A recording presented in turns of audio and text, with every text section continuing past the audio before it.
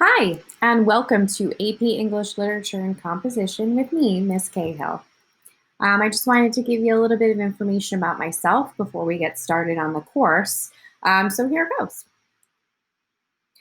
So I've been at Westhill High School for 6 years. This is the beginning of my 7th year, and I'm hoping to be here for many more years to follow.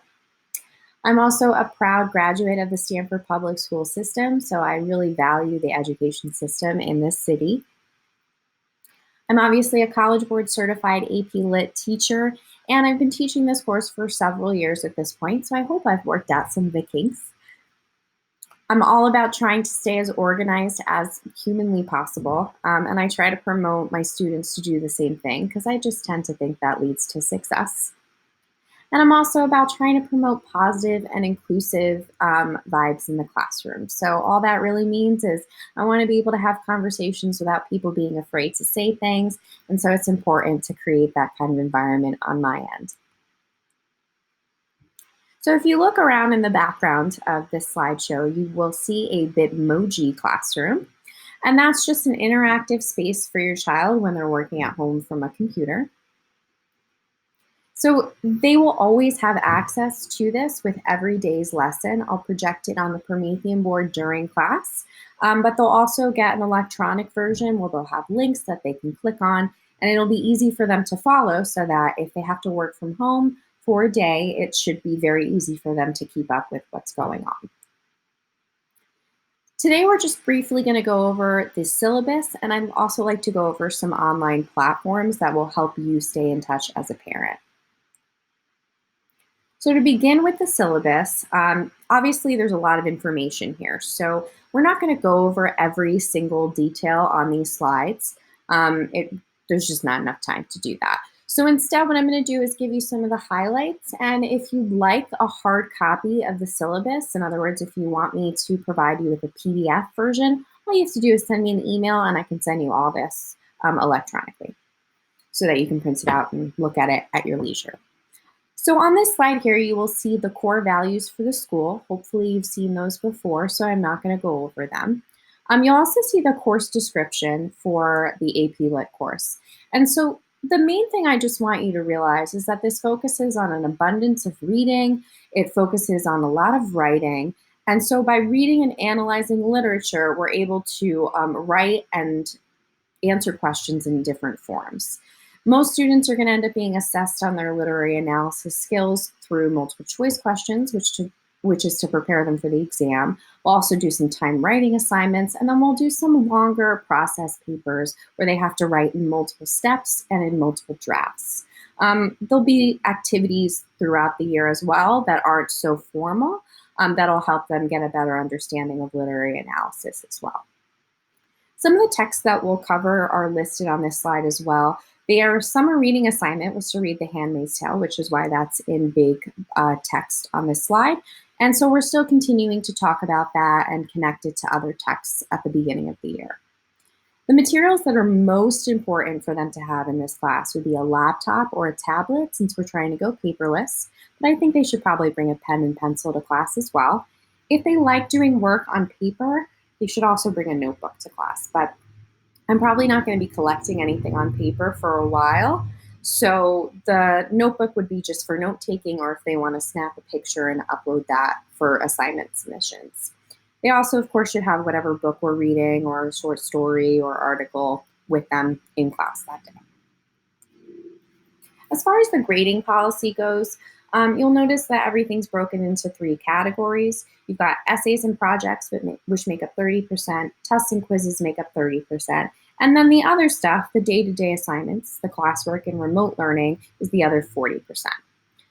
All of the work should be completed by the assigned due dates, especially at the AP level. Obviously, if a student's absent, we'll work out a plan for them to make up the work. But many of the assignments are going to be submitted electronically this year. So that means either through Google Classroom or through turnitin.com. So it's important to have access to technology so that that's possible. These are some of the policies both in my classroom and in the school. So here you'll see the attendance policy. That's just standard in the school. If you're absent, you need to document your absences and figure out a plan to make up the missed work. The cell phone policy is my personal policy. This year, I'm really just asking that students not allow them to become a distraction during class. So that means that the cell phone should really be kept in their bag or in their pocket and on silent throughout the whole class period. Plagiarism is super important as your child gets ready to go, ideally, to college next year.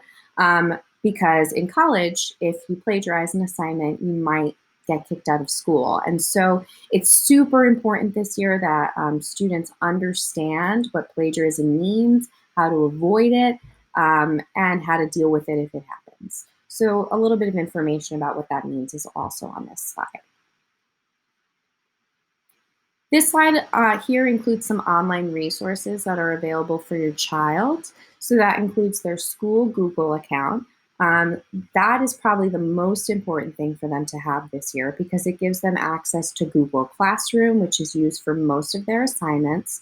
It gives them access to Google Docs, which is a word processing system online, Google Drive, where they can share files and store things.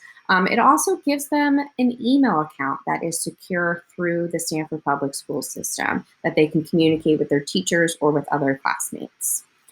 They also need to have access to turnitin.com where they'll upload their essays and projects. AP Classroom is going to be a required resource as well, where they'll get practice assessments to prepare them for the national exam in May. And then Power School is super important because obviously it's important for them to keep up with their grades and their attendance, and Power School allows them to do that. Obviously, this is the parent night, so you're, I'm sure, wondering how you possibly can stay in touch as a parent. And so the next slide will go over that a little bit too.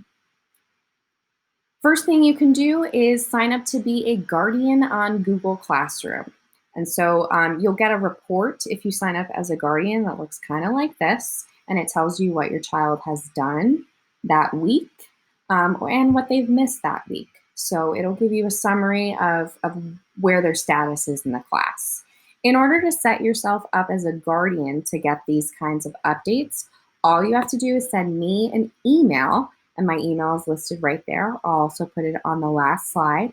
And let me know the addresses that you want associated with the account. So if you have two parents in the household and you both want to be linked to the account, send me both email addresses, not just the one. The great thing about Google Classroom is that if you sign up as a guardian for one class, you end up getting reports from all of the classes that they have on Google Classroom. So it becomes like a really nifty resource for keeping tabs on what's going on in school. The other important thing for you to have access to is obviously Power School. You can sign up for the parent portal if you haven't done so already through the Westhill website. The best way to get access to that would be to contact your child's guidance counselor. And if you don't know who your child's guidance counselor is, you can always contact me and I can link you up with them.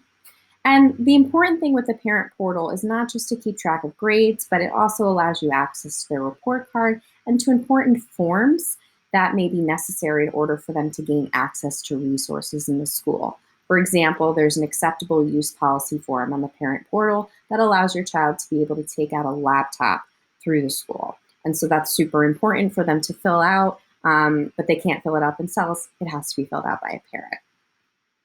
All this stuff is also available through different cell phone apps or very easily accessible through an email. So it becomes a really easy interface to keep up with what's going on. So that pretty much covers everything for tonight. Obviously, please feel free to reach out to me if you have any additional questions, if you want more information like the syllabus in a printable version, or if you want to sign up for Google Classroom. So I hope to hear from you soon. My email is listed right here. It's scahill@stanfordct.gov. And if I don't hear from you, I hope you have a wonderful year. Thanks for listening.